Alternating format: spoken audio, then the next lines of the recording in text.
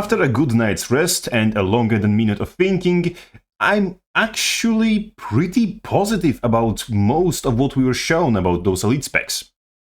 Bard, because Bard is a bard, and why the hell would you name it anything other than a bard, is surprisingly simple in design.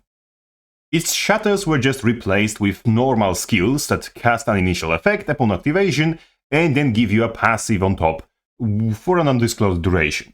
Sort of like mishmash between signets and how heralds' facets walk. Plus, there's this thing called Crescendo, which seems to recast all of the initial effects of your instrument skills you have recently cast. And amongst those instrument skills, you seem to have something that looks like a daze, something that looks like it's damage, and something that looks supportive. That Aegis is 100% from the Guardian, I think. That said, it seems at least functional, at the very minimum. I'm just worried that it will be unplayable only because Mesmer is balanced around being invulnerable for the last 13 years or so. But so long arena nerds find a way to make Bard actually function, I think it will be a net positive for the game. Unless, of course, Arena gets some goofy idea of, for example, giving it an AoE distortion as a skill, because that would be very difficult to balance, as every class in the game getting access to invulnerability via standing next to a bard would be a terrifying prospect.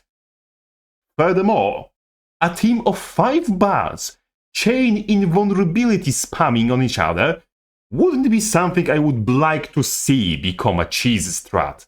If you make it short like 2 seconds on a long cooldown like 2 minutes, a singular bard will not be able to accomplish much by running that skill.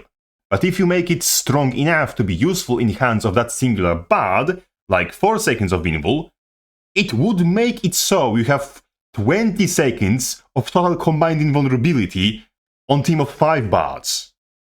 20 seconds chain spammed is enough to get a teamfight past the point of no return, even if you suck at the game vehemently. So just heed my warning.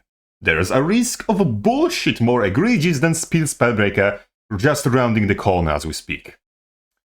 Fortunately, it's still just a risk.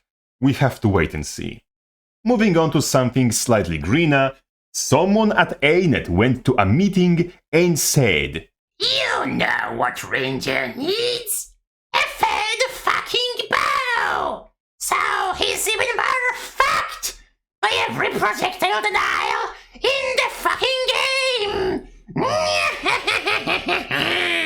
And somehow, through what I can only describe as a series of unfortunate events, that idea was put into fruition. We gave a bow as a new sailing feature to the guy who fires a bow. This just looks like ANET made an executive decision to prevent Blade Sworn from being the worst spec in the game by making something even fucking worse. And chose Ranger for that purpose because the face of that class is a support main, so he'll care less, and you won't see the shock on his face because he's already so pale Sylvari call him mother. I'm sorry, I just can't take this concept seriously.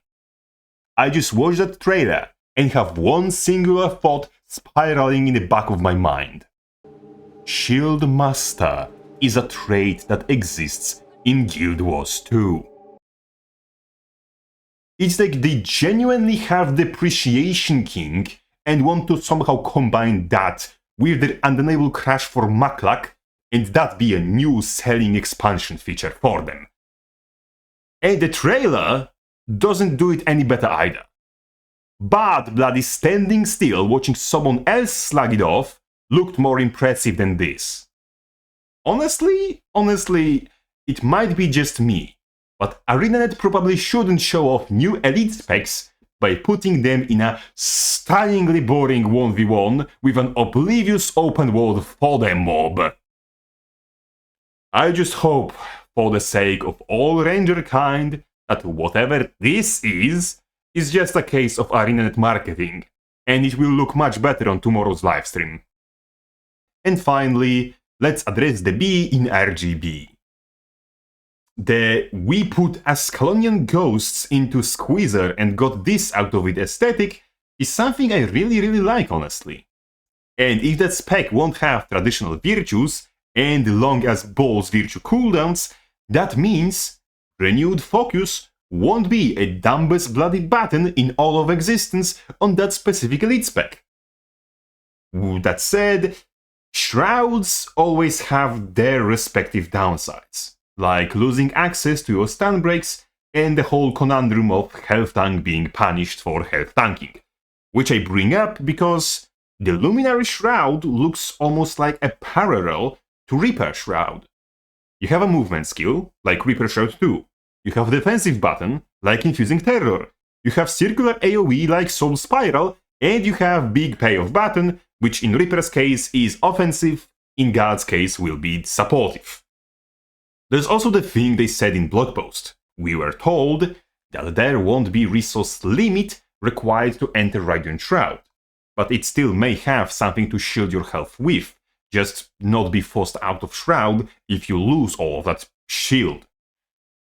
Further going, Guardian has the lowest base health in the game, tied with Elementalist, while Necromancer has the highest base health in the game, tied with Warrior.